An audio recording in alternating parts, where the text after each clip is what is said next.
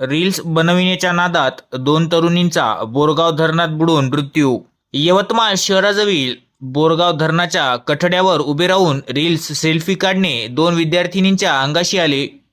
तोल जाऊन धरणाच्या पाण्यात पडलेल्या मैत्रिणीला वाचवण्याच्या प्रयत्नात दुसरीनेही प्राण गमावले।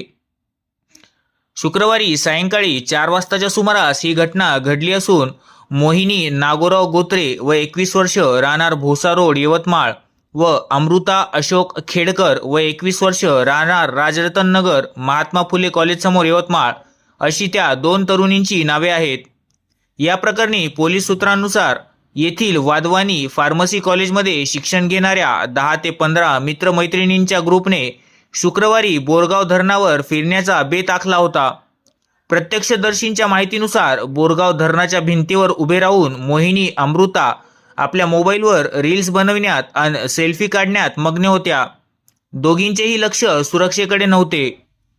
रील्स बनवताना एका विद्यार्थिनीचा पाय घसरल्याने ती धरणात पडली। मैत्रीण प्राणासाठी धडपडत असल्याचे पाहून दुसरीनेही धरणात उडी घेतली। मात्र पाण्याचा अंदाज न आल्याने प्रवाह तीव्र असल्याने दोन्ही विद्यार्थिनी पाण्यात गायब झाल्या।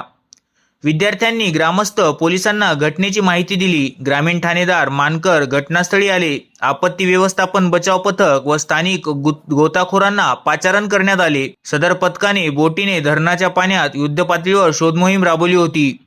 दोन्ही विद्यार्थिनींचा मृतदेह पाण्याबाहेर काढण्यात यश आले आहे। सोशल मीडियाच्या अतिवापरामुळे सुरक्षेचे नियम पायदळी तुडवल्याने दोन उच्च शिक्षित तरुणींना आपले प्राण गमवावे लागल्याने यवतमाळकरांमधून शोक आणि संताप व्यक्त होत आहे।